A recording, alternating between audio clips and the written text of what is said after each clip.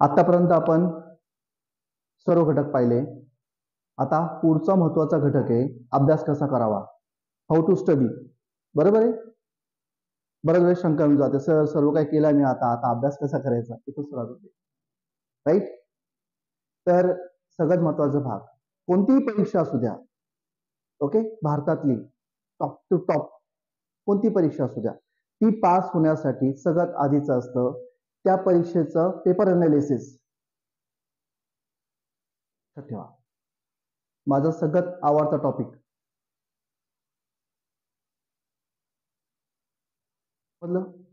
Paper analysis. जर तुम्ही paper analysis करायला शिकून गेले, तुम्ही जगातली कोणतीही परीक्षा पास करू शकता. माय चॅलेंज. माहिती आहे, पेपर अनालिसिस केल्यावर आपल्याला हे कळतं की एक्झॅक्टली यूपीएससी किंवा एमपीएससी या मंडळाला काय अपेक्षित आपल्याकडनं.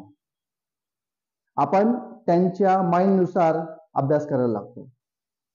म्हणजेच काय की असं नकोय की आपल्याला हे द्यायचं होतं आणि आपण नेमकं हे केलं, ते नकोय. एक्झॅक्टली यूपीएससीला काय हवंय, एमपीएससीला काय हवंय हे त्या पेपरात आपल्याला कळतं. ज्याला हा सूत्र कळाला तो परीक्षा पास झाला.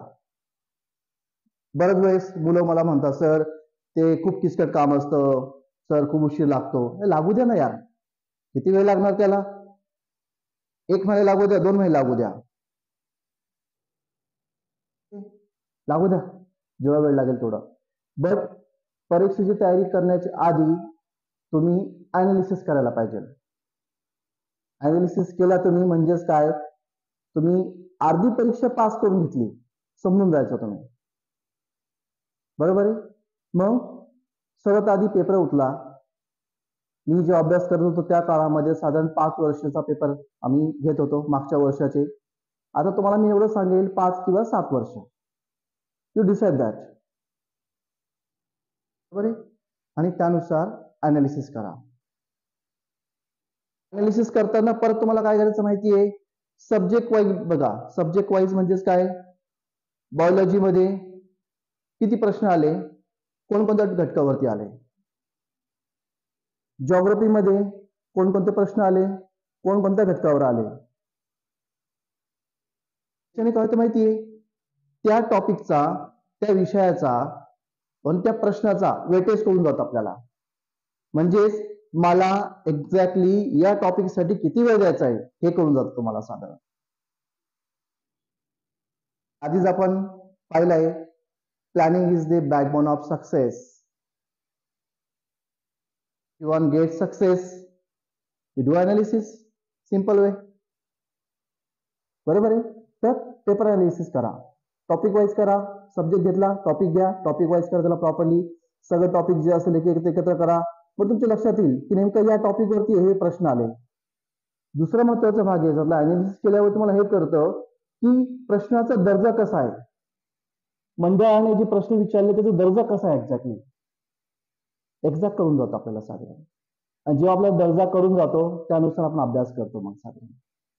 मग काय करायचं माहिती आहे, you have to study as per weightage. तुम्हाला काय करायचं, जी वेटेज आहे ना त्या वेटेज नुसार तुम्हाला अभ्यास करायचा आहे. सपोज म्हणतो, इतिहासामध्ये 30 प्रश्न येत आहेत. 30 पैकी कोणत्या टॉपिकवर जास्त विचारले गेले त्या टॉपिकची सुरुवात आधी करा.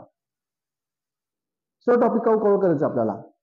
पण आधी काय करायचं माहिती, अनालिसिस केल्यावरती जे टॉपिक महत्वाचे ते आधी आवरून घ्या आणि उरलेली जी वेळ आहे साधारण मग इतर विषयाला पण देऊन टाका, इतर टॉपिकला पण देऊन टाका. बरोबर आहे. पण हे लक्षात ठेवा, आपण अनालिसिस केल्यावरती कळतं आपल्याला की आपल्याला किती टॉपिक, कोणत्या टॉपिकला किती वेळ द्यायचा म्हणून.